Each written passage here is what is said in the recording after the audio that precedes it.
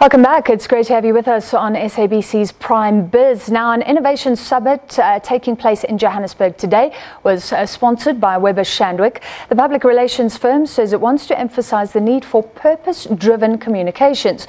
With fake news leaving consumers confused, how do private and the public sector as well ensure that they are clear and relevant in communications? To discuss, we're joined by the MD of Weber Shandwick's EMEA social impact practice. He's based in the UK.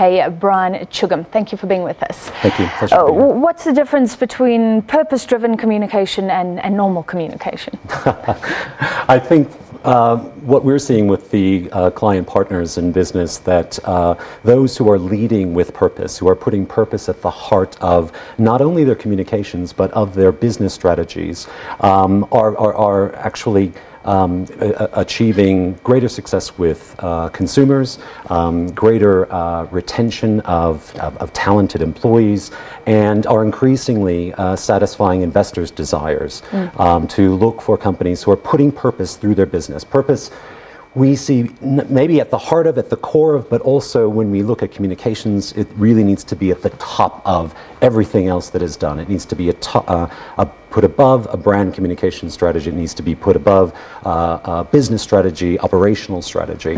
And I think it's humbling to follow Dr. Adesina, but who talks about all of the great needs as well as the resources that there are on the continent here in Africa. But you know, in terms of energy and health and nutrition and connectivity and infrastructure investment, businesses need to be embracing those as socioeconomic development outcomes and leading with that when they're communicating with their different stakeholder audiences. Well, we're hearing that young people are I don't see it enough in South Africa, because we see businesses behaving badly and they're not punished.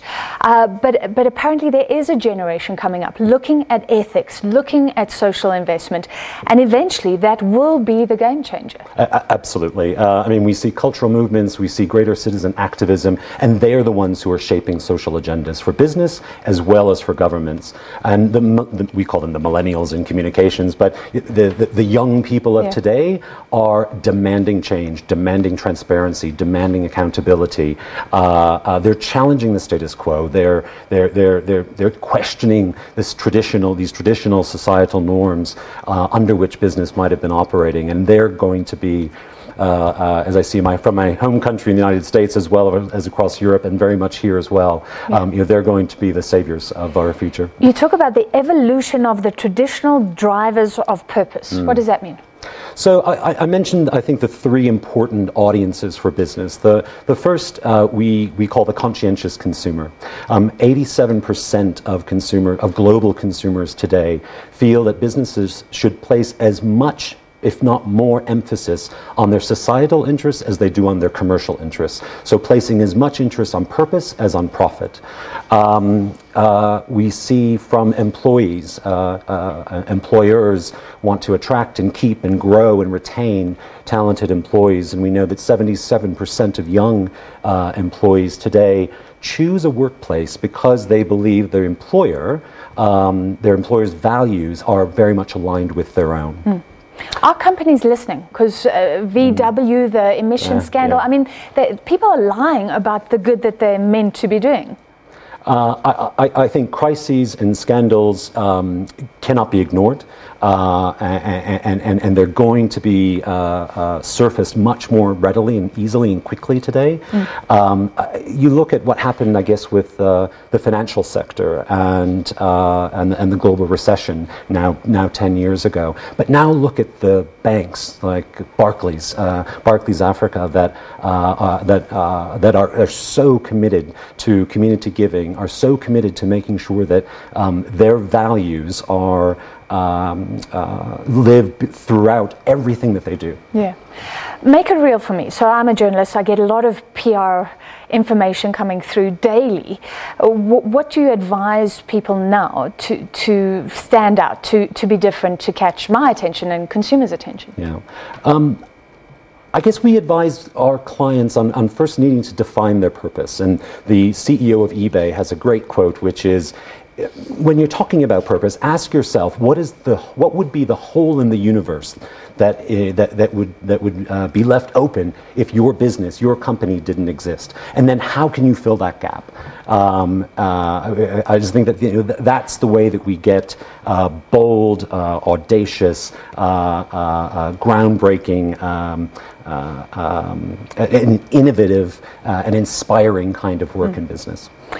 So final question, I'm sure you're well aware, a PR firm in South Africa behaving badly, Bell Pottinger, it led to its closure.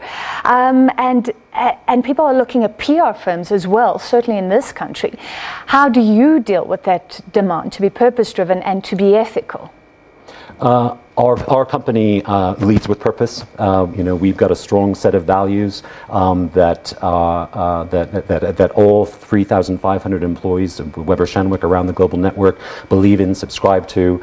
I think there was a quote that Lord Tim Bell made on a BBC news program saying that morals belong in the priesthood, they don't belong in public relations. What a terrible thing to say, and it just Has it affected business at all?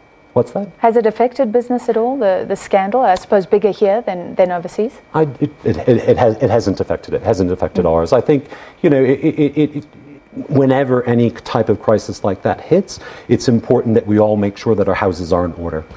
So that means re-communicating with employees so that we understand the standards, the ethical standards that we sign up to when we sign our employment contracts. All right, thank you so much for your time this evening. That was Tjugum from Weber Shandwick, based in the UK, and that's all we have time